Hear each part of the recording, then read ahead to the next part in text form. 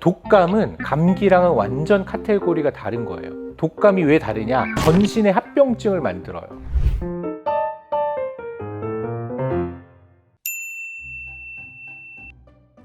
감기는 상기도 감염, 보통 증상이 이 머리 위쪽에 이렇게 국한돼서 나타나는 증상들이 있고요. 감기 같은 경우에 문제가 되는 게 바이러스 감염은 사실 그렇게 증상이 심하지 않은데 그게 나중에 세균 감염이 더해지면 합병증이 생기거든요. 그러니까 우리가 항상 주의할 거는 그런 상기도 감염이나 그런 바이러스 감염들로 감기와 비슷한 증상으로 시작된다 하더라도 다른 합병증으로 번져나가냐 아느냐가 사실은 굉장히 중요하고 전신 증상으로 나타나는 것들이 문제인 거예요. 그게 대표적인 게 인플루엔자 바이러스 감염.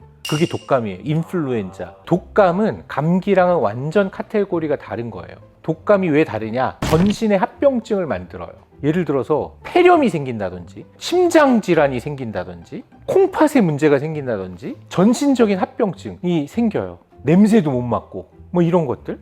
요즘은 그 신속 항원 검사 이런 것들 되게 쉽게 받으실 수 있잖아요.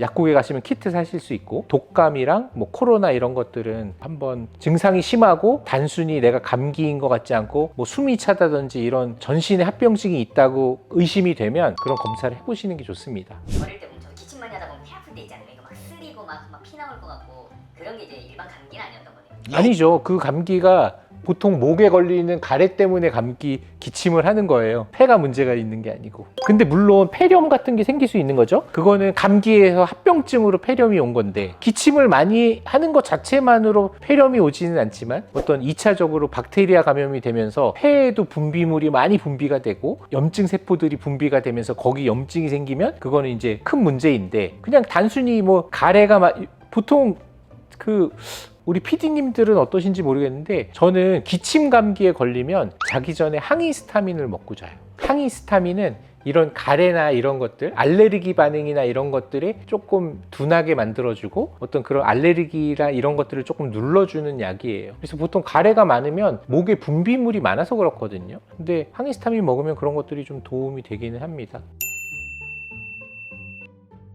상기도 감염이나 이런 바이러스 질환을 예방하는 것 중에 제일 중요한 게 손 씻기예요. 손 씻기.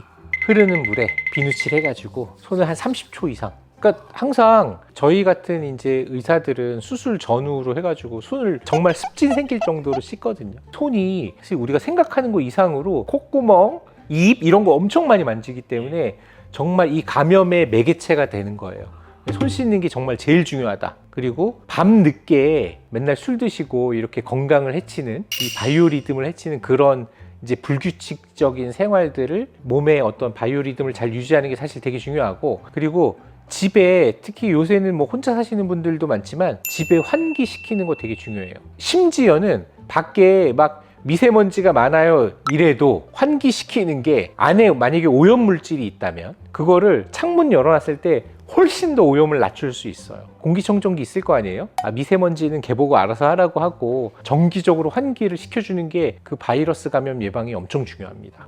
만약에 나는 증상이 점점 더 심해지는 건 아니고 보통 하루 이틀 정도 지나면 잠복기 지나고 하루 이틀이 제일 심하잖아요. 그죠? 그러면 내가 증상이 목 좀 아프고 기침 좀 나면서 그냥 여기 열 좀 나고 뭐 그냥 이 정도다. 그러면 감기니까 그냥 가뿐히 증상 치료 정도 하시면 되는데 갑자기 냄새도 안 나고 숨도 차고 뭐 이런 증상이 있다 그러면 빨리 병원에 가셔가지고 항바이러스 제제를 투여 받으시는 것을 추천해 드립니다.